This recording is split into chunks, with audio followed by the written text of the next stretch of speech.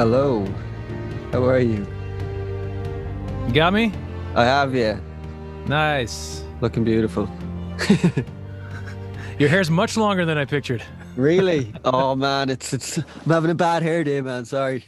No, it's all good. I wish I could grow my hair that long, man. Tell you what. Have you never grew it long? No.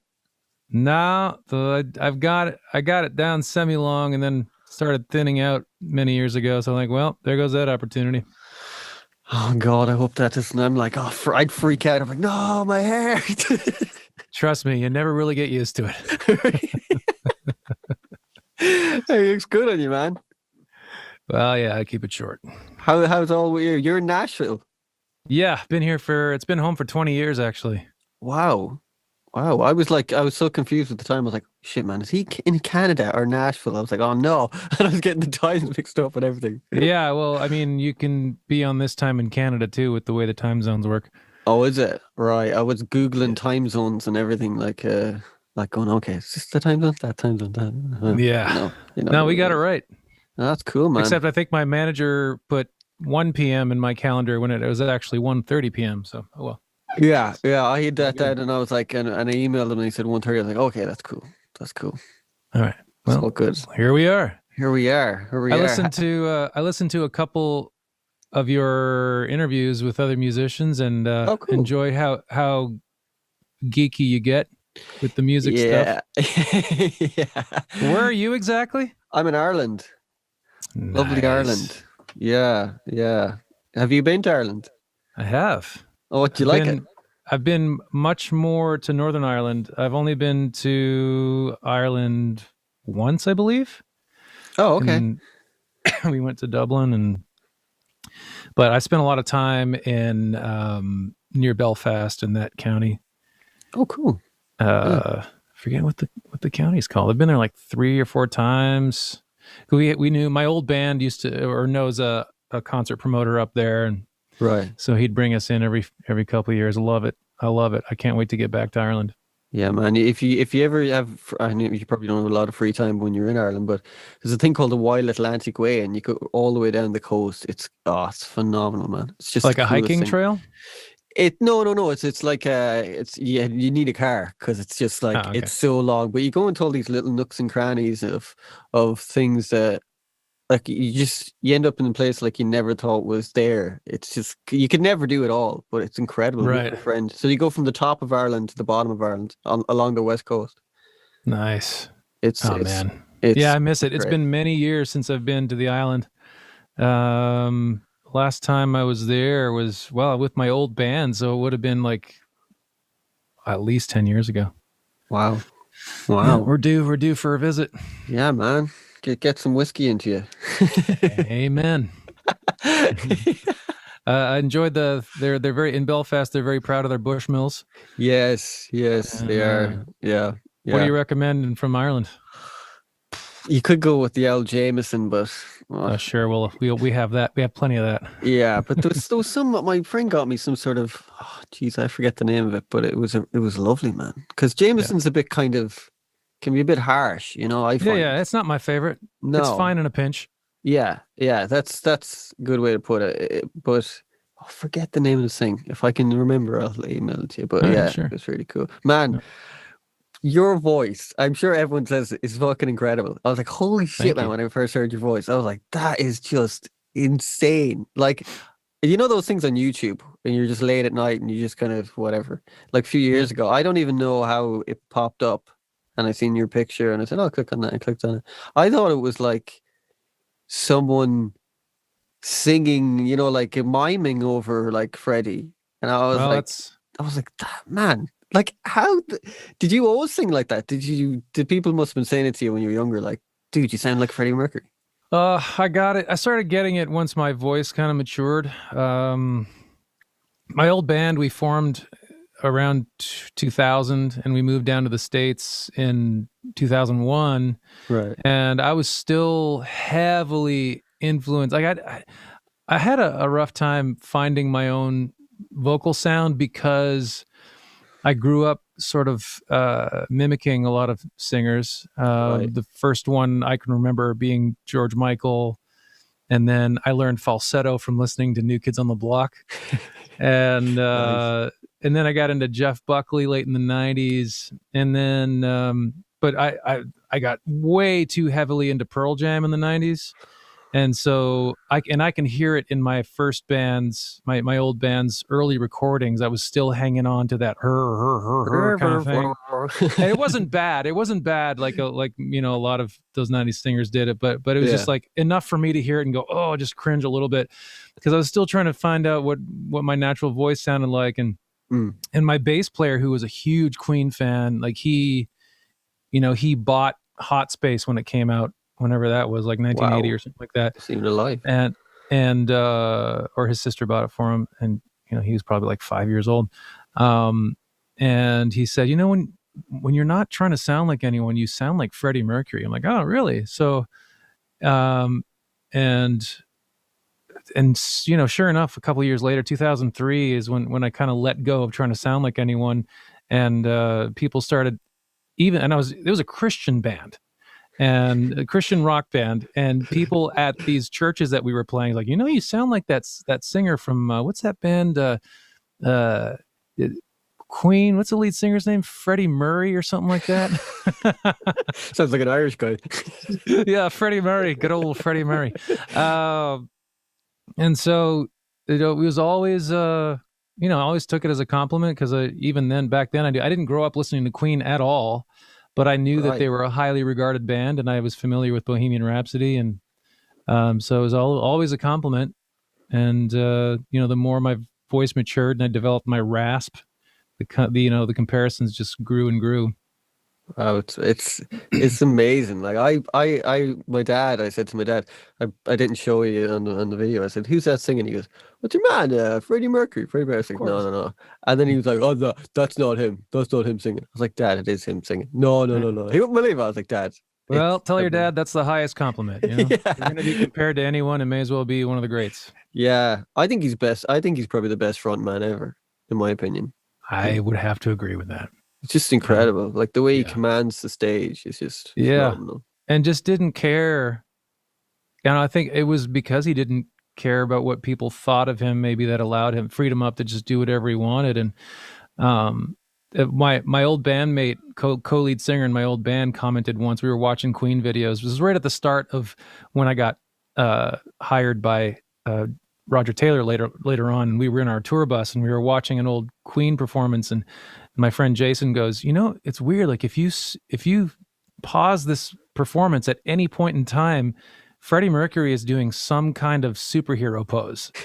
He's always got like the chest out and the fist up, and whatever he's doing always looks so majestic and confident.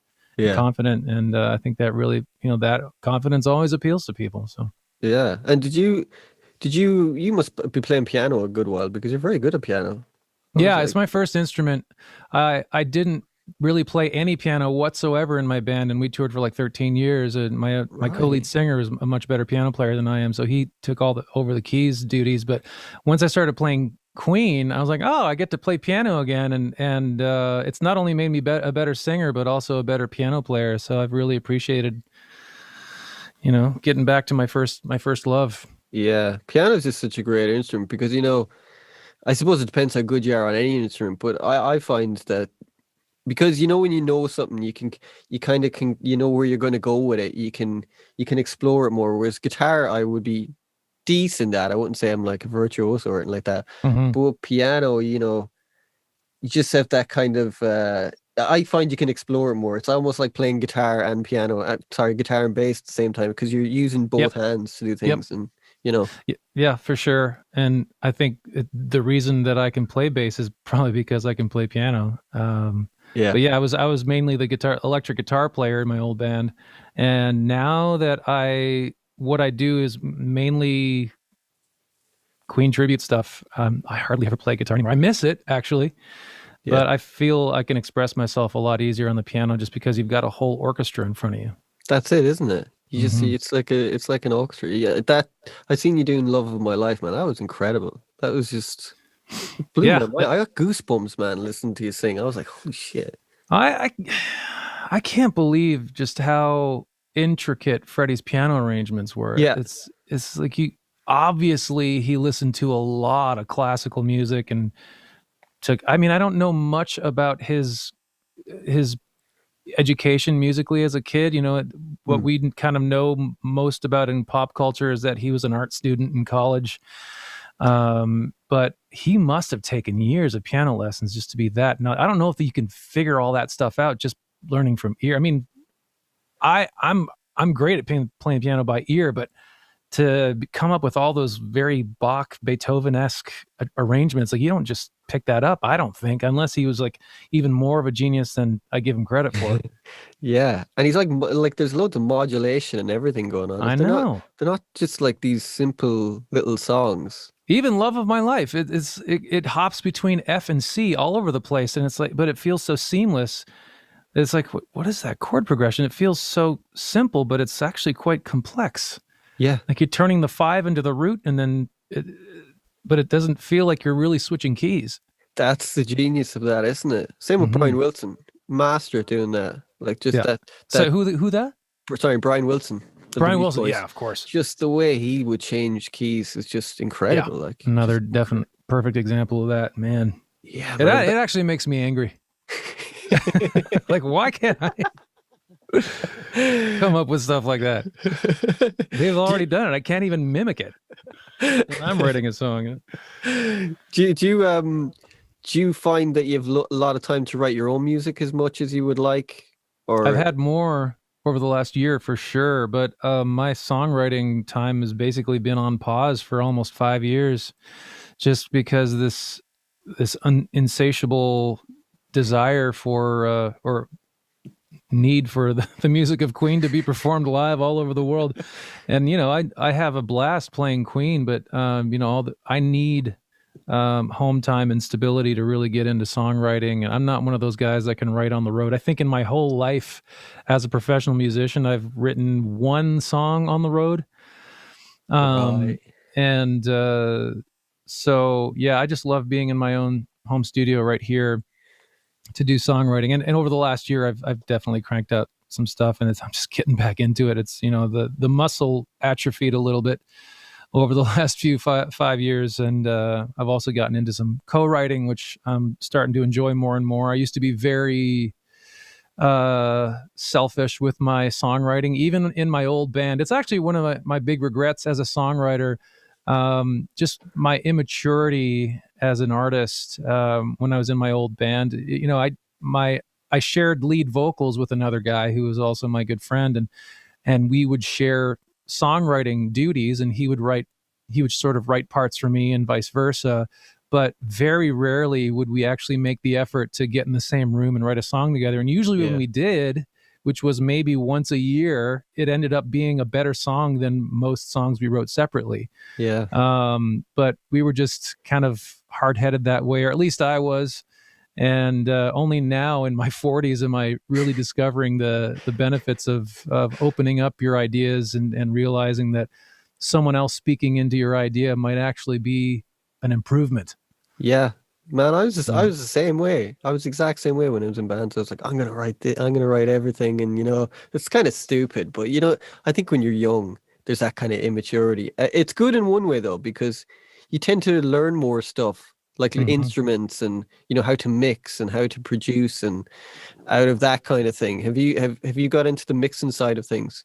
I love mixing. There's this great YouTube channel called Produce Like a Pro. Oh, I was watching you on it.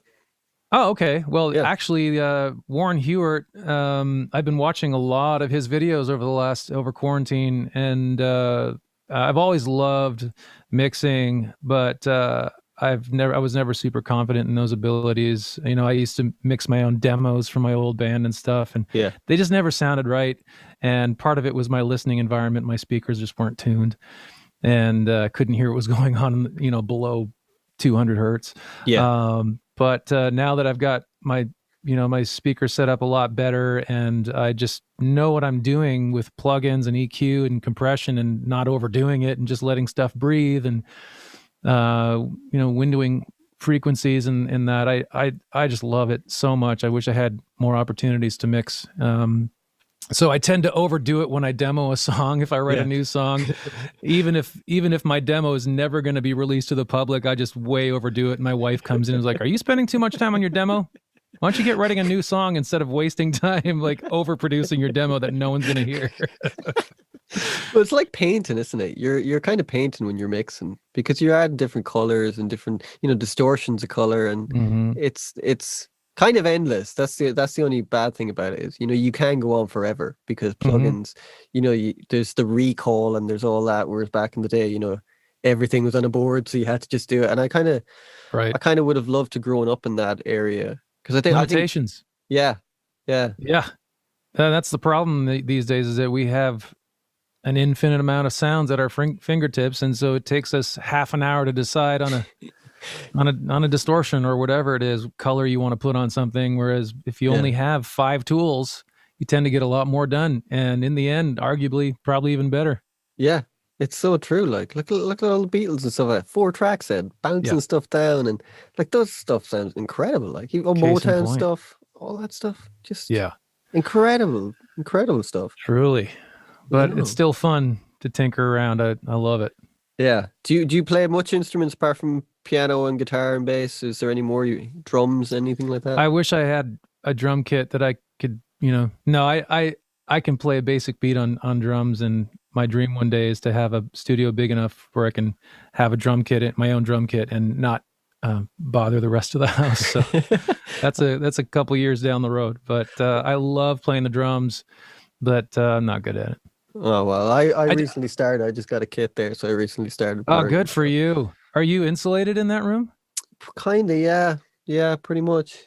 Yeah. It's a bit of leakage, but it's quite small actually. It's not really that big, but I've kind of everything everywhere, and yeah, it's Yeah. grand though. Are you married or share the flat with God, someone, or no, no, I'm not married, man. Jeez, how one old day are you? maybe, one day.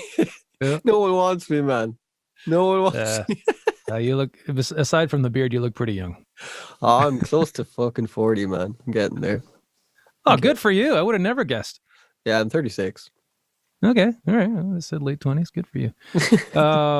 But yeah, I definitely have to consider my wife. We both work from home, so drums probably. I've been looking at the digital drum kits, but Yeah, I they don't don't feel know. the same. The They had don't one, feel the they same. don't feel the same, man. Even the best ones don't feel the same. No, So, which are no. like an arm and a leg. Yeah, yeah, and they're just like that one's a small little kit. It's Questlove.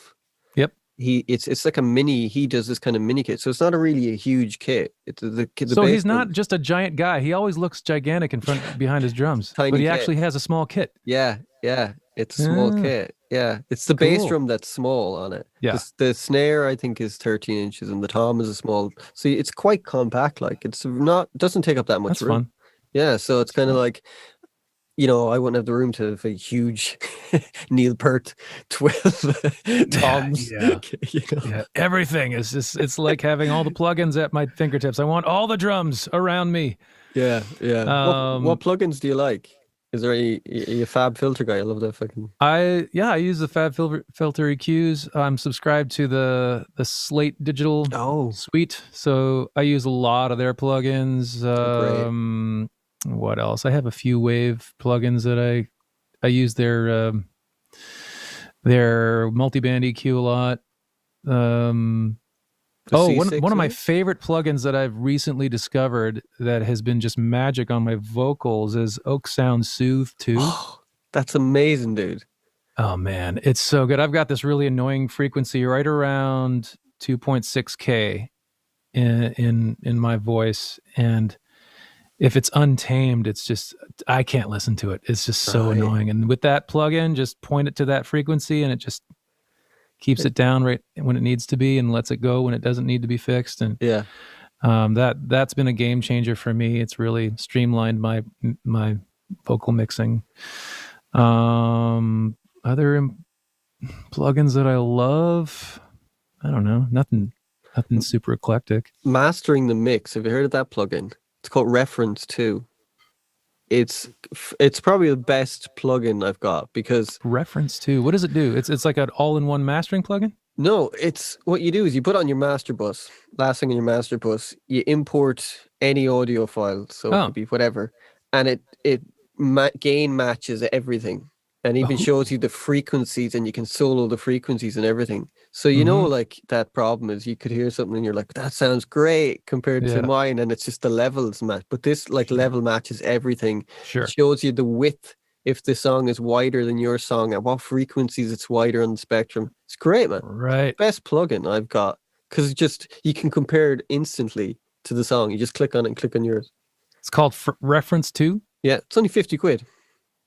Great. I'm gonna have to try that out. Yeah, it's brilliant, man. It's brilliant because that was kind of a thing when you're mixing first. I don't know, was it the same for you? It's that you'd mix and you go, that sounds great, and then you'd a few hours later you'd listen to it or compare it to another song. You're like, what the fuck? Yeah, What yeah. what the Well, hell? I use an AB plugin made by what's that other company that makes a whole suite that you can subscribe to?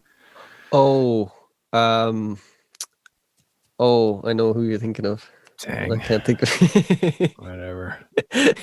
That other company, not Slate. the other one. Well, they have this one called.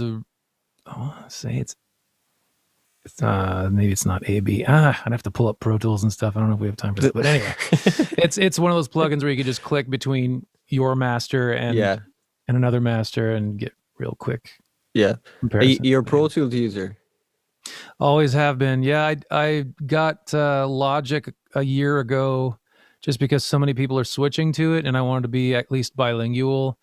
I'll probably never leave Pro Tools because it's just my safe zone. But Logic, I tried for the first time when it was Logic 9 right? and I hated it. Really? Why? I was just like, where do they get off calling this thing Logic? It's the most illogical thing I've ever worked with. Like everything, every thought process that went in designing this piece of software was the exact opposite of the guys at Pro Tools. So I kind of gave it up after a couple days of trying it. And then the new version of Logic is a lot different. It makes way more sense to my brain. Right. And I enjoy it in certain cases, but yeah, like I said, Pro Tools is what I learned on. I started on Pro Tools in the late 90s in college because I took a Wow. recording class there, which was one of the reasons I chose the college because they had a recording class. And they were, early adopters of digital recording, Pro Tools to ADAT. Did you have the And, Mbox? Yeah, on Mbox. Yeah, that's right. That was my first thing as well. Yeah. The Mbox. Yep. So, yeah, that's my language. It just makes sense to me. And I do some virtual instruments. Actually, I do a fair bit of virtual instruments, but my main concentration is on audio, and Pro Tools is the way that they handle audio just makes more sense to me. Yeah, like the layout. You know, when you get used to something, I'm like you. I've been using it for Yeah. years, but I have to say, I tried Studio One by Presonus. That thing is I've heard good things. unbelievable. Oh, it's unbelievable. It's Yeah. unbelievable. Like Is that what you're on now? Or? No, I'm still using Pro Tools, but Okay. I'm seriously going, man, will I just go with this? Because you can just do incredible things with it. Like you can just click a command and it will render all your files into stems. So there's no Cool. like saving things out, and it can render things separate. You can render all the effects separate and everything like that. You can do crazy. Well, Pro Tools does that with their fairly new thing, freeze track, there's the commit command. The commit, yeah. Which does that, but I'm guessing the one you're talking about does it even easier. It just saves everything down into a folder, like it all. It exports it out and stuff. Yeah. Okay, Yeah. gotcha. So cool. it's pretty cool, and you can export all the buses as well separately, the aux files, and it's just magic. Yeah. And I'm sure the cost is a lot less than Pro Tools. Yes. Pro Tools is getting prohibitively expensive. Like I updated again this year and I was like, what? This is what they're charging? It's insane. It's like 6 times what anyone else is charging per year. It's crazy.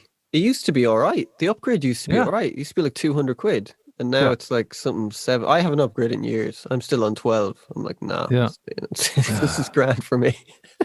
Yep, it's making me seriously consider Yeah, if you making the get a full chance, switch to Logic, but yeah. Well, try. I'd recommend try Personas. I think you'd like it. yep. Get a demo of it. I think it's fairly, but it's like another thing to learn as well. You know, it's like that. Geez, do I have time? That kind of thing. Yeah, exactly. There's another YouTube guy named Joe Gilder who does a lot of mixing tutorials, and he was a Pro Tools guy, and a couple years ago switched to what's it called? Presonus Persona Studio One. Studio One. Yeah, he switched to Studio One a couple years ago, and he was like, "Man, this is awesome." Never looked back. I'm like, Yeah, okay, yeah, yeah. maybe. It's tempting. It's Yeah. tempting. Are you a total gear hound? I was. I guess I finally reached that state where I was like, you know what? I've got enough gear, which is, I know, a crazy thing to say Wow. because there's never enough gear. There's never enough. But yeah, I'm happy with my setup. I'm never going to be a huge studio multi-track kind of guy. All I need Right. is one or two good channels. And, you know, I can get good guitar sounds with my setup. I can great vocals and I use a lot of virtual instruments. Um, I was more of a gearhead before I started doing Queen, honestly, because I was more of a guitar guy, and when you're a guitar guy, there's never enough pedals. Right. But I haven't even searched what new pedals are out there for the last, I don't know, at least 5-6 years. I just don't care anymore. I don't play electric much at all anymore, and I've got more guitar gear than I need. Um, I've got a great setup in my studio, and I'm honestly really happy. The one thing that I'm always on the lookout for is a better vocal mic, and I've got this U87 clone made by Advanced Audio, which is a small company in Canada that makes great stuff. I've got And that's my mic over there, a U47 Advanced Audio. no kidding. Yeah, Do you yeah, like it? it's great. Man, Sounds, I've considered getting that mic. yeah, it's the tube one. Yeah, Yeah. yeah. It's All great, right. man. Well, I've got the U87, and I use that a fair bit when it's not like a rock thing. Right. I also have the Slate mic modeling thing, Right. I know that which I thing. used for a couple years, and at first really enjoyed it, and then after a while, I was just like, I don't know, there's just something about it that Yeah. it's just missing something intangible. I don't know what it is. Really? I keep going back to this thing, man. It's just, Yeah, it sounds great in your voice though. it's hard to beat. Do you sing on that? Is that your singing Oh mic yeah. though? Most of Wow. the time, I'm just singing on a Beta 7 or SM7. What's it called? I forget what it's this one. It's the one everyone has. SM7B. Yeah. The podcast mic now. The podcast Joe mic. Rogan. Well, it was commandeered by podcasters, but long before podcasts, it was the rock and roll mic and still is to this day. Yeah. So it makes sense that it sounds good on vocals. Yeah, Austrian Audio is supposed to. Their mics are supposed to be incredible. I actually had the guy in on my podcast there last week. Those are the original AKG guys, right? Yeah. And the C12, I think it was that kind of thing, and they're supposed to sound phenomenal as vocal mics. They're not that pricey as compared to like a Neumann or something like that. But yeah, they're not. They're about €800, which is probably about $1,000. Sure, yeah, that's very reasonable. Very. Every now and then I'll try a tube mic that's like, oh, that's better than the SM7.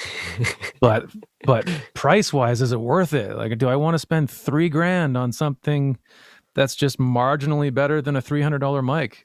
Yeah, It doesn't seem to make any sense. That mic was actually fine. Like I've had that for nearly 10 years now. Yeah. So, and that was fairly, but probably it's more expensive now because I think those mics have gone up a good bit. But it's only like $600. They're still, yeah. I just went on their website recently. I was like, man, they're still charging so little for these great mics. Yeah.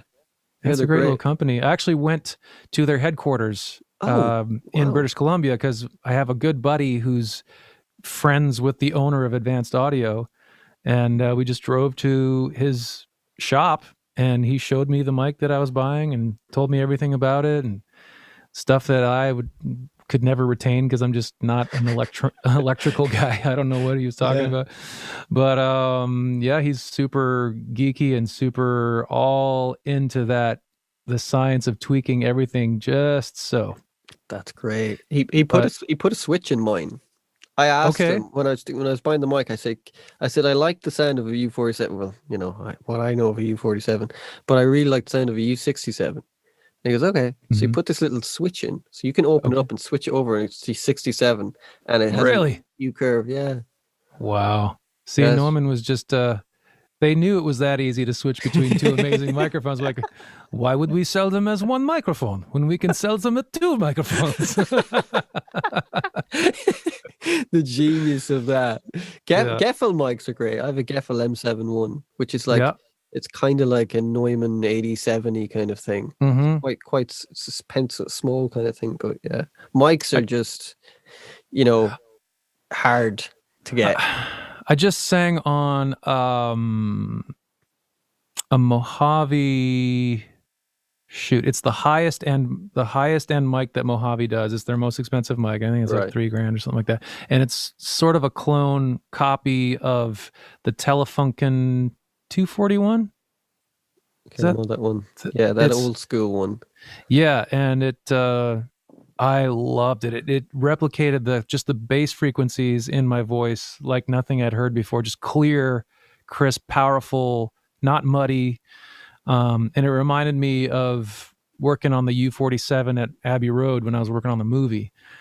Wow. I was like, oh, so I don't have to spend 10 grand to get this sound. So maybe I'll have to save up for a bit. Wow, what was that like doing that movie, man? That must have been incredible. Oh, it was the most fun, some of the most fun I've had being a musician. It was a blast. And the whole time I was there, I was like, man, I wish I had spent more time being a Beatles geek because I could probably appreciate this building a lot more than I am right now. I envy you. But it's a working studio, man. So aesthetically, it's not really much different than any other big studio I've been in. Hmm. They're, it's not a museum or anything like that. So they're actually just they're cranking out music every day, big projects. And Studio One, which is the big orchestra, it looks like an very old gymnasium from the 60s. Yeah. It's nothing to, it's nothing to look at, but it sounds amazing. And they took me into Studio 2, which is where the Beatles did most of their stuff. And it looks like they haven't touched it since the 60s, Brilliant. They've still got some pianos there that John Lennon played. And Wow. but we did all of our work in Studio 3, which is the one that's, it looks like any modern studio, basically control room and tracking room. And it's got a little living suite kitchen upstairs kind of thing. Cool.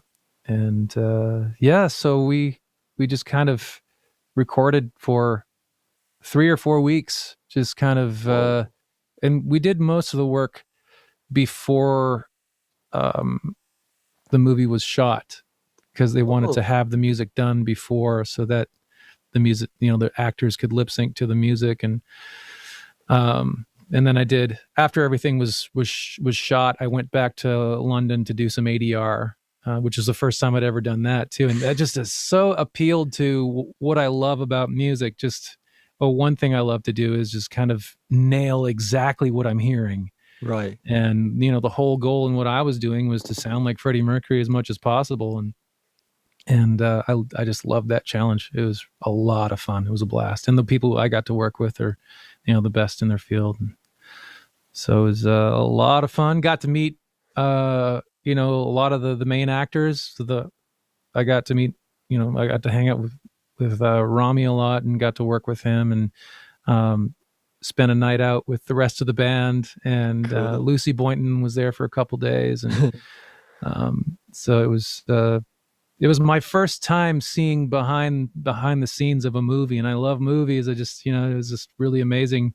Even though it was in my safe environment, which is a music studio, Yeah. it was kind of like they brought their whole world, the whole Hollywood world was brought into my world. It was this weird, Yeah. cross section of everything. That's cool, man. Do you find that you have to work on inflections of his voice? Because he's got like that kind of Hmm. yeah and all that, like that Well, yay that you do is it's incredible, man. It just sounds well, exactly like him. that's the main thing I focus on when I'm doing Queen, because you don't want to hear someone with a North American accent singing Queen. That, I don't know, to me that would be, I mean, maybe some people wouldn't mind it, but to my ear it would just sound wrong. And so obviously when I'm singing Queen, I'm doing a British accent, and Freddie had such a pronounced S because of the way his teeth were formed. I kind Right. of try to do that a little bit, even though it's impossible for me with normal teeth. Yeah. um, I push my S's a little harder, I guess, and obviously, it's not so much of an imitation, but kind of a, I don't know what the word is for it, because I'm being me. I'm never Freddie on stage. I'm never Yeah. trying to be someone else. I'm myself. It's kind of an homage to how Freddie used his voice. I'm sure we had very similar nasal cavities and, I don't know, all that biological stuff going on, and he just used that in a different way than I would naturally. Yeah. Um, but even when I sing my own songs, original compositions, people still tell me I sound like Freddie. So there's no escaping it for me. But Yeah. I'm kind of okay with that.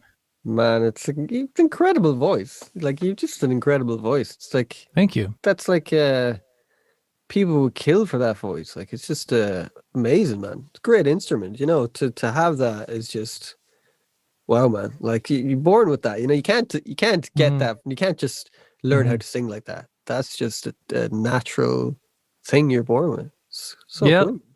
I've been natured and nurtured, though. My mom is a musician, and we grew up Oh, with music in the house, and started as early as I could. Even before I could form an octave with my hands, started piano, and my mom actually is the piano player to this day in my dad's church. So I was cool. always involved in choir and always had a stage available to me, and always had an ear for harmony. Growing up in the church, you sing hymns every week, and you don't always have to sing the melody if you don't want to. You can get creative Oh, with that, and so singing harmony has become second nature to me. And in my old band, since we were two lead singers, we were always singing harmony to one another. So cool. you just, yeah, a lot of it's learned for sure. Yeah. That's quite hard, those Queen harmonies. The Hmm. drummer did a lot of those kind of falsetto parts, didn't he? Hmm. Maybe I'm wrong. Yeah, Roger has an even higher range than Freddie. Like Really? the top note at the end of the choir part in Bohemian Rhapsody is Roger Taylor. Wow. Yeah, and since he didn't have to do nearly as much singing as Freddie, he would often take the high notes in the Oh, concerts, and you can hear him. He's got a distinct rasp to his voice, and it is the perfect complement to Freddie. yeah. What Queen songs do you gravitate towards most? Is there any that you kind of gets you? Um, it's a good question. I have to answer with the caveat. Besides Bohemian Rhapsody, What's that? I just never, I never tire of that song. Honestly, I mean, I even before I had any inkling that I would be performing Queen's music on a regular basis in the early 2000s, I kind of rediscovered Bohemian Rhapsody, and decided I was one of the first big recording projects I ever did on my own was to record all of Bohemian Rhapsody by myself Brilliant. with whatever was available to me, and I recorded all the middle section choir stuff as best I could hear. When I listen back now, I know the song frontwards and Oops. backwards Sorry. now, not like I did back then. And I was like, oh, that was wrong. That was wrong. Um, but what was the question? Oh, favorite Queen song. Uh, when I discovered Love of My Life, I actually had never heard Love of My Life before I started playing in Roger Taylor's band, the Queen Extravaganza, Wow. and fell in love with that one. Just a beautiful song. I've always had a special place in my heart for Under Pressure, just because it kind of reminds me of the old days in my old band where I shared lead vocals with someone else, and I get to do that during one song every night with Under Pressure. What else? I don't know. It's Rito kind of Gaga. hard to pick when you play a lot of the same songs every night. Yeah. They're all good. They all feel very, very familiar, and I love a lot of them a lot. Yeah, Under Pressure's amazing song, man. Mhm. When I seen David Bowie live, he did that, and his singer, that Gail Dorsey, the bass player, did Freddie's part. It was Oh, incredible, really? man. It I'll have to was check that out. incredible. I think it was like one of the last concerts he ever did before he had that heart attack, and then No kidding. yeah, amazing. 3 hours Cool. he played for. It was amazing. So that makes sense. That song would probably be in his normal Yeah, concert set. yeah, yeah. Yeah, It was probably the best song of the night. I was just like, whoa. You know, like you get that just goosebump saying a kind of lot thing. for David Bowie. Yeah, man, I love Bowie. You a big Bowie fan? Honestly, I wish he's one of those artists that I somehow missed growing up. Right. Well, it's not surprising if you take into consideration I missed Queen somehow. But yeah, I didn't. You know, I grew up in a bit of a niche in Canada, French Canada. Oh, French. Yeah, I'm French Canadian, so half of the music I heard was French rock and roll, which Right. you may have never heard, and I wouldn't blame you for it. You know, and a lot of the music that was a part of my life was church music, and so I didn't have a lot of headspace to kind of go out and figure out, well, what's historically cool, what's, you know, in outside of my little world. So I ended up missing a lot of music if it wasn't on top 40 radio. Wow. So David Bowie definitely fell to the wayside for me, and obviously now I'm a huge appreciator of what kind of artist he was, and so kind of made his thing out of thinking outside the box, and not conforming to what everyone else was doing, and just calling what his thing was cool. Like, I don't care, I'm doing my own thing, and it's cool. Yeah. Yeah. And you're gonna like it. You don't have to, but I like it. Yeah. I think all artists should learn from guys like him. Just like figure out your own sound, which probably sounds weird coming from a guy like me. But No, what I like when you're doing, like you said, it's not like you're dressing up as Freddie Mercury and like that. No. It's never anything like an imitation. Yeah, it's you, but it's just well, coming up as a musician, and I'm sure this is true for most musicians. When you're young, when you're learning your instrument, and especially if you discover that you love songwriting, the dream is not to go sing someone else's music. Why would I do that? You know? So I'd never imagined myself being any sort of tribute artist. When I was in my other band down here, you know, we wrote our own music, and that's just the thing that musicians do. You create art, you create stuff that doesn't exist already. And we kind of hated the idea of doing covers at all. And so when this whole Queen opportunity came up for me, it just felt different, because one of my things is that I never wanted to pretend to be someone else. That was a deal breaker for me from the start.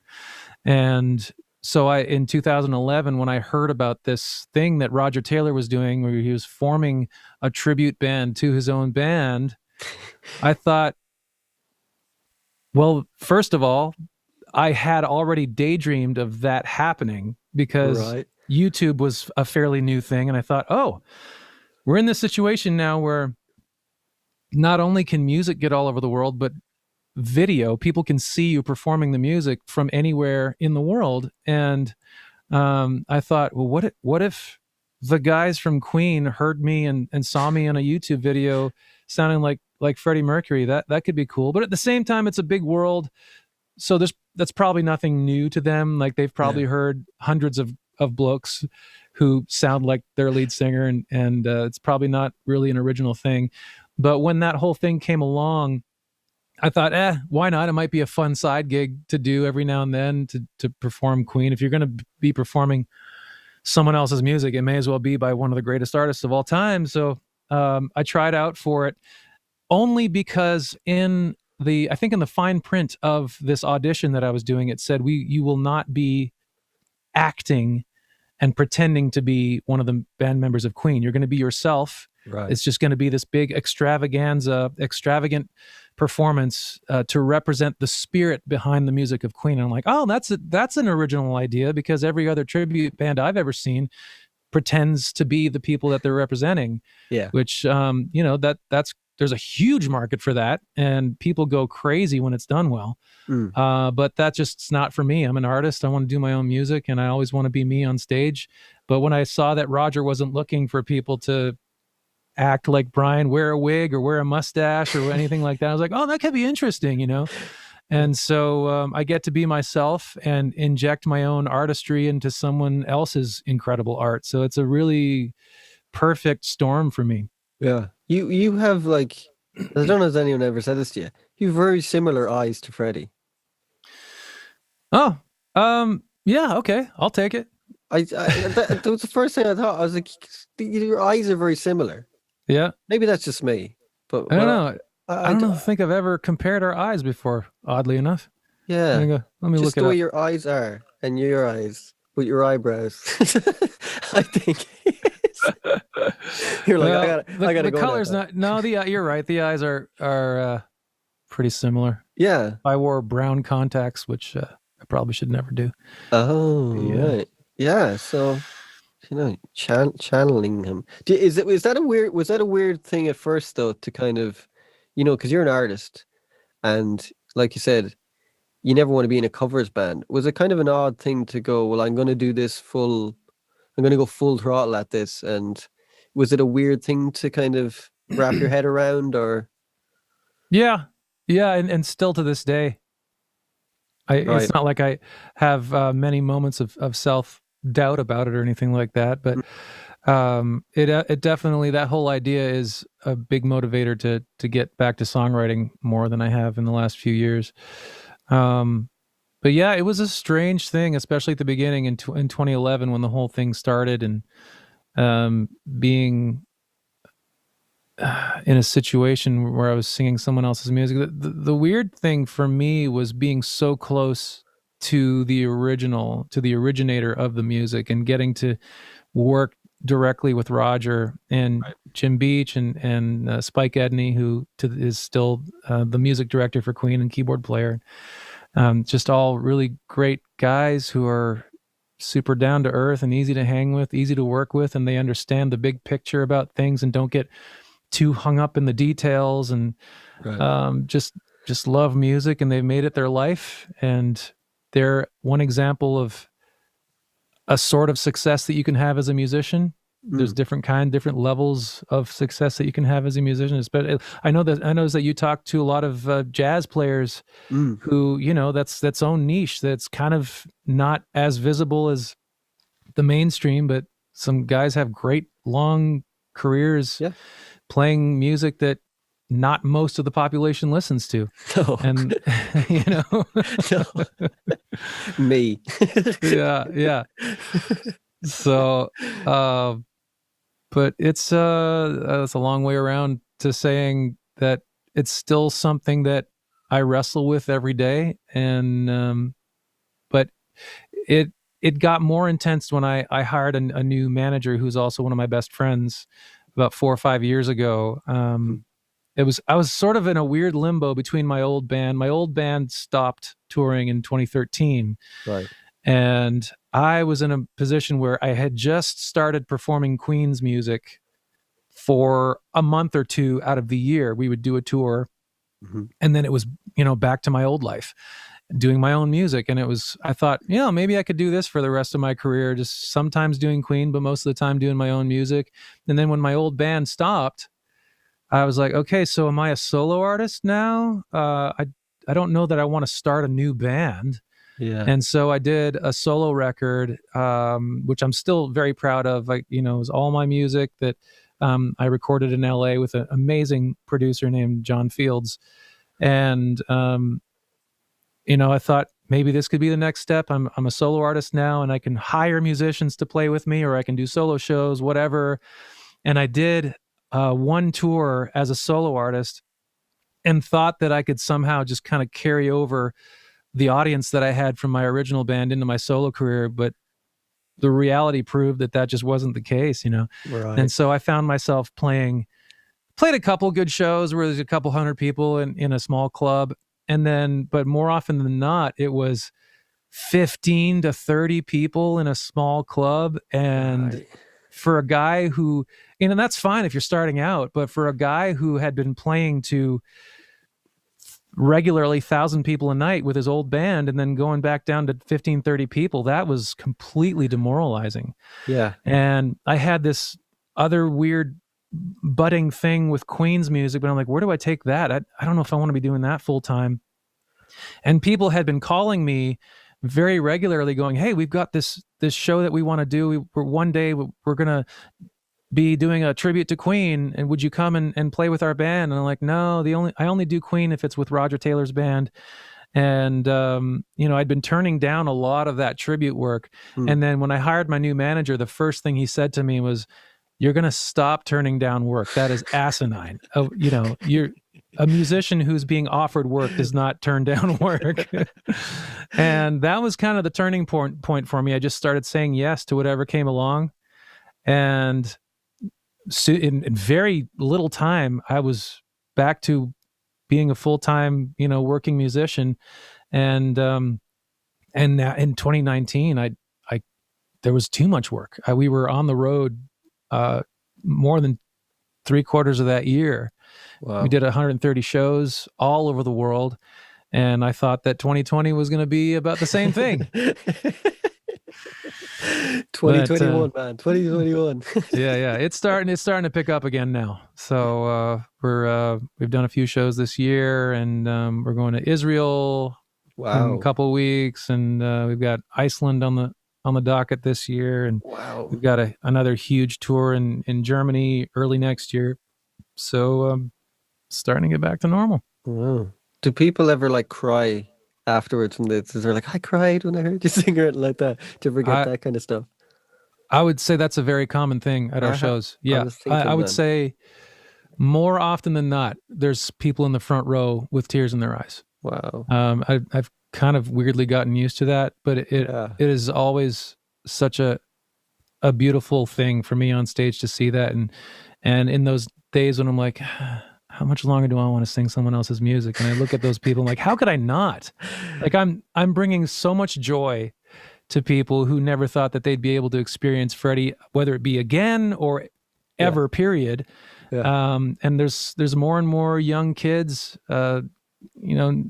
and teenagers and young people showing up to the shows, and it really doesn't show any signs of stopping. And the movie had a little bit to do with that. But people just respond to that vocal tone. Freddie used what he had so well, and he used all of what he had. He never left anything. He gave it all in the vocal booth, and that's one of the big lessons I've taken from singing Freddie's music. And he never, when he was in the vocal booth recording a take for a song, he was full bore, 100%. Whereas I don't know, I have a much different personality than Freddie. I'm sure if we both took personality tests, we'd probably score exact opposite each other. But he just had that drive in him where he just gave it all. And so I try to keep that in mind whenever I'm doing a vocal performance, a recorded vocal performance. I have to remind myself, this performance is going to be the main recording of this song for the rest of my life. What do I want to leave people with? Do I want to hold back? No. Why would I do that? Freddie didn't do that, and seemed to work out pretty well for him. Yeah. So I've learned a lot of lessons from his artistry. Do you? It must be hard to maintain your voice if you're singing every night, because they're quite difficult songs, I can imagine. Yep, it can be. I lost my voice for the very first time last January in Germany. No. Never happened to me ever, and even touring. Even heavily touring Queen's music, I'd never really lost my voice. And I got sick, and I don't know if it was a cold or what, but I never really got tested for it. But I'm very, very anal retentive about getting sleep and hydration when I'm on the road. Yeah. And, only having, 1 or 2 drinks a night, not more. And, I go to bed at a good hour, and Now that I had that horrific experience of canceling 5 shows last year on that Germany tour, Yeah. now I am very precious about my voice, even more so. And I take 2 hours the afternoon before a show to warm up properly. And before that, I always use the first 2 songs in a set kind of as my vocal warm up, Yeah. really, which is terrible, especially when you're singing stuff that is this challenging. But now when I vocalize properly, I hit the ground running on stage, and I'm ready to go and don't have to push harder than I should to get up there. And Right. yeah, it's an ongoing learning thing for me, for sure. So it's a kind of blessing in disguise, really. You know, those kind Yeah. of things, you know, they can be kind of, at the time, they're shitty. Like, Yep. I lost my hearing in one of my ears Oh no. 4 years ago. And I just woke up one day and it was gone. It was like to there. I thought there was something wrong with my headphones. I was like, what the hell? No. And then I went into my studio, put on my headphones, like, oh, what the hell? And then the hearing moved to the other ear. So that one was fine, that one. Oh. And then I got hyperacusis, which is this weird stuff where like you could like flick that and it would ridiculously loud in my ear. It's to do with the brain signals not processing, so you Okay. can't differentiate things. So this went on for like Wow. 4 or 5 years, and then suddenly it just petered back and I got my hearing back. But it was like 4 or 5 years. It was shitty, man. I couldn't Oh my gosh. couldn't I was working on an album. I'd started my second album, which I'm finally finishing off now, and I just couldn't finish it. I had all the orchestra done, I had all that stuff done. I just couldn't finish because I couldn't mix it. I couldn't hear it, and Yikes. even if even if someone mixed it, I couldn't say it was good because I couldn't hear it because Oh my you know goodness. you know the way the kick is in the middle. The kick would Mm-hmm. be It there. always sounded off center. Yeah, Oh always. And it would man. drive me daft. So I just listened to, I love classical music anyways. Just classical music is what I kind of Yeah. listened to. That was all because I couldn't really bear listening to things. Things were like ridiculously loud. So ever since then, I've kind of like that. I just use earplugs and everything. And it wasn't a loudness thing. It wasn't what I listened to. It was just some in-ear thing that happened to me. And yeah, it was scary, man. It was scary And you because it never was, got it diagnosed, really, or oh no, I went to did loads of hearing tests, and they were like, your hearing's perfect. But for me, it was like it was so loud in one ear. It was wow. like the bass frequencies, Right. man. Like I It's couldn't such go. a mystery. Yeah, It's amazing how little they know about how the ear works, especially when it yeah, comes to tinnitus and stuff. It's something in the brain that's overcompensating. yep. And but yeah, that's a huge nightmare. I can't imagine how you must have got there. Did you get depressed? Oh, super depressed, man. Super Oh depressed. my And I have god. like OCD, so it doesn't help. So I was like No. freaking out about it. And because of I had OCD, then I got hyperacusis from it because I would constantly, every frequency, I'd be like, oh, this is like that. And it was just, when I finally was kind of like, okay, I have to deal with this. It just Yeah. slowly started to peter out. It was something to do with my eustachian tubes in my ears. But it was Okay. scary, man. It was scary because Yeah. it's like what when you're a musician and you compose musical, Your that's your ears are like, everything. yeah, that's your lifeblood, man. And it's I like, remember clearly the moment that I started tinnitus. right. Um, it was after the last show of one of the tours I did with Roger Taylor's band, the Queen Extravaganza. My current band is called the Ultimate Queen Celebration. But with the Queen Extravaganza, we did this European tour, and the last show was in Helsinki. And we were out at the local bar after the show, just having a drink on the patio, drinking a beer. All of a Mm. sudden, I thought, Oh, oh, that's going to go away in a minute. Nope, not going away. That's going to go away in a bit, won't it? And then I went back to my hotel room, and it was still just as loud as it was when it started. Because no. usually that's just like, I get that every now and then. I don't know if you do. It's just like, Yeah. For like 10 seconds. yeah, It maybe just 10 goes. seconds to a minute. I don't know. And I just got really concerned. My brother has tinnitus that he's lived with for probably 20 years now. Oh, And I thought, oh no, just because I know how hard it was on him, I was like, how am I going to deal with this? And but it's gone down over the last. That was probably 6 or 7 years ago, and it's totally almost non-existent. I hear it a little bit now when I have a couple drinks or I'm very tired, but thank God it's not a problem. Yeah. So, but yeah. Have you ever used white noise? I used to get when I used to get tinnitus when my hearing was bad. Mhm. I'd put on white noise and it would just Yep. minimize it. It was great for it. I Sure. never really get it now. Like you're saying, you might get the 10-second thing, but Mhm. yeah, but that is the thing with hearing and musicians. I think a lot of us. I'm sure you were the same when you were like a kid and playing in rock bands. You'd have it fucking turned up to like 11 and just Oh be man, bashing away, man. you got to feel it. You can't Yeah. you don't want to just hear it. No. That's not enough. You want to get all your senses involved. You want that the paper moving and the wind hitting you in the chest. Yeah, man. Especially when you're a kid, you're like, come on. Yeah, You stuff just just doesn't sound as good quiet. No, it doesn't. But that it's as you get older, you kind of go, I have to protect my hearing. And I watched a movie there last week or 2 weeks ago called The Sound of Metal. Incredible movie Mm. about this guy. I've heard of it. Yeah, man, amazing. They Okay. got nominated for an Oscar. Guy who's a drummer, but he Oh wow. loses his hearing, and it's him Oh. dealing with that.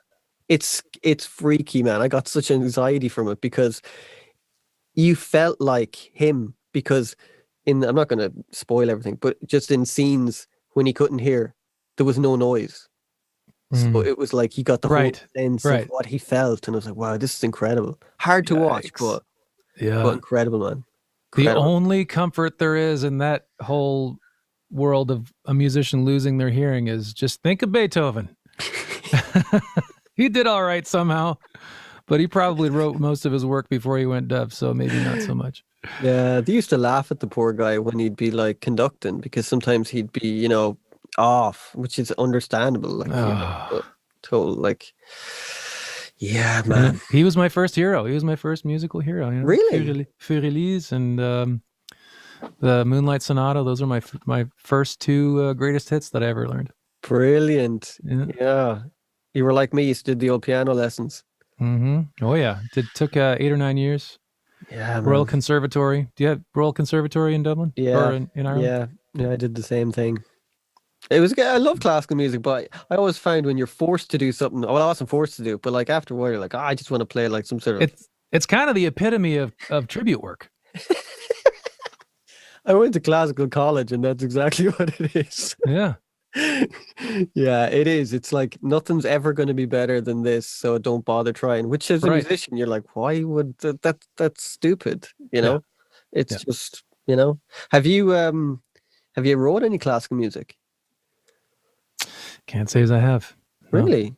I think you'd be good at it, man. My brain just doesn't really think that way. I don't know. I've lived in Nashville for 20 years and so my songwriting sensibilities are pretty number chord based.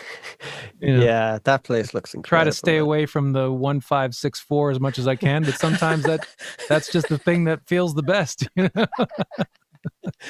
Oh man, hey, one of the best experiences in my life was I went to Sweden with my first record and recorded an orchestra, and just hearing them play my arrangements were just like, it was just the coolest thing ever. Yeah. It was just like anytime that we had. Well, I still get strings put on my current music a lot. I do a lot of Christmas music. I was listening to orchestral stuff. I was listening to that, man. They sound great. The production of them is amazing. Thank you. Yeah, I've got the new project that I'm working on. Actually, has the most ambitious orchestral arrangement of my entire career. Really? We have. When's this going to air? I don't know. When do you want it to air? You tell me. Well, we haven't released all the tracks that we're doing on this current EP I'm doing. So there's this Italian opera singer that he and I have become friends. He lives here in Nashville, but he's only been here for a couple of years. He's an Italian guy. The video you put up of you and him singing. Yeah. That was great. Yeah, Too Much Love Will Kill You. We're doing a 5-song EP of stuff like that. There's 2 Queen songs and 3 other well-known tunes. And we've concentrated on making it very international. We're singing in 4 different languages: French, English, Spanish, Italian, and no Irish. No Irish. Come on, get with the program here. Too much love will kill you. Too much whiskey. Too much whiskey. But one of the songs, I probably shouldn't mention it, is a song that Freddie Mercury recorded, and it is a huge orchestral arrangement that we enlisted David Hamilton, who is an incredible orchestrator arrangement. He arranged. Can't talk, arranger guy, and he is also the musical director for an artist named Michael W. Smith here, who's like one of the greatest contemporary Christian artists of all time. Right. Met him on tour with Michael W. Smith a couple of years ago, and we said, man, we both agreed we'd love to work with each other on a song in the future, and this is the first time we've actually worked together. And he created this new arrangement for a song that already had a pretty great arrangement, and I think he's improved on it. Is sung by Freddie Mercury, and can't wait for everyone to hear it. But just to hear, like you said, just to hear your arrangement that you've composed in your head or on computer with MIDI instruments or whatever, to first hear that, the first time you hear that with live players, it's just one of the greatest experiences that you can have as a musician. Just when It is. the synergy of 20 to 40 different people playing your music at the same time, so humbling, and so beautiful. And they're great to work with because, anything that you write down, they'll play. So Sure. there's nothing like, it's not like if you have something wrote wrong, they're going to play it wrong. They're If you going to know what play I it mean. wrong. Yeah. So it's just like, you need to be on your game and that kind of Uh-huh. stuff. But yeah, like they're just an orchestra, man. Just hearing an orchestra doing Mhm. anyone's music, mine, anyone's. It's just that feeling, man. It's just incredible. Mhm. It's just Yeah. incredible. And it makes me wish that I had taken an arranging class in school at some point, especially when I'm arranging background vocals, which I love to do on as many songs as possible, to make But big fat background vocals, but like which I understand the basics of and the fundamental stuff that you need to know. But I wish I knew just a little bit more about it. I think if you're kind of musical like you were, you'd pick it up. Like I taught myself how Sure. to do it. It was like that Yeah. thing, I was like used to dissect all the Beach Boy harmonies Yeah. and learn them like that, that kind of way. And that's great for like arranging. Like you're doing all that Queen stuff, which is intricate stuff, man. Learned lots from that for sure. Yeah, man. Jeez, I'm sure I better let you go, man, because I've taken up so much of your time. Sorry. Before I let you go, are you interested in producing any bands or anything like that? Are you going to get into that side of work? Now, producing's never been something I've been passionate about, honestly. I like producing my own work, and I know enough producers here in town where I understand the kind of personality you have to do it well. Right. And it's kind of a thankless job, honestly, just for the amount of hours that you've got to pour into producing something well. It's a lot of work, and I honestly just don't have time for it. Yeah. Let alone just producing my own stuff. But not that I couldn't produce a basic band. I mean, I'm sure I could do it. But it's not something I'm going to be pursuing anytime soon. Why do you ask? No. I'm just wondering because you're kind of very musical. I kind of thought maybe that's the side because you're into mixing and stuff like that. Yeah. It's kind of a logical kind of step as well. Well, the other thing is that I don't listen to a lot of new music, and whatever I produce tends to sound from 2005, which is kind of when I kind of stopped listening to new music, largely after the whole second wave of rock and roll happened, like with the Killers and all that, Keane. Right. Everything that I produce tends to sound like something from that era or before, like the 90s. Okay. So, I just can't get into the new stuff, honestly, like especially current pop. I understand that it's a thing, and some people out there are geniuses at creating trap beats and playing with hi-hats and and the one thing that I really love with current production is how minimalistic it is. And they don't feel like they have to throw a million instruments at the wall and create a wall of sound where it seems like in popular music now, every instrument has its special place to perform its role. And things are almost like better arranged now production wise than they were maybe 10 years ago. Yeah. But as a style, like the pop style just doesn't resonate with me quite that well. Yeah. And I'm still waiting for the third wave of rock. So Everything is so quantized now, and yeah, it's the same four chords, and it's like it really is. I think from production and mixing point of view, like you were saying, they sound great. It sounds incredible. Like, you know, like Hmm. some of the snare sounds just phenomenal. Sure. Musically, it's just Yeah, there's more variety in the actual sounds these days, I think, than ever before, because people are producing from their computers, they have an unlimited amount of different snare drum sounds. yeah. And you know, you're never going to get the same snare drum sound from one song to the next. It's pretty incredible. Mm. And you get a lot of different ear candy from different songs, rather than it just being about the song and the glue of a band playing together. Yeah. So, anyways, man, like, thank you so much for doing this. I really Yeah, man. appreciate it, man. Like, it's great to talk to you, man. Your voice, I said this to you, is fucking incredible. It's Thank you, incredible. Paul. It's incredible. Like, I'm looking forward to your new music as well. When is its release date? Well, we're releasing one song a month. Really, the Oh, next cool. song that we're about to release is called Miserere, which is an Italian song written by an Italian pop star named Zucchero, who recorded it with Luciano Pavarotti Wow. in the 90s, early 90s. And it was a huge hit. It was actually the song that broke Andrea Bocelli's career. Oh, And it's the perfect song for us to put on this EP, because Jonathan's an opera singer, I'm a pop singer, rock singer, and that's what the song was written for.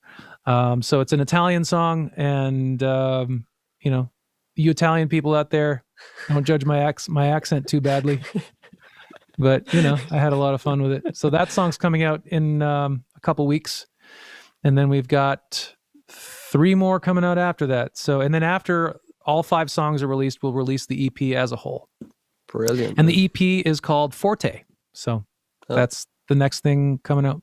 Oh, sweet, man. Well, I look forward to that. And people can reach you, markmartel.com, Yeah, Instagram, markmartelmusic.com. Instagram, definitely YouTube is where I put up my best work these days. Yeah. And you're going on tour at the end of the year?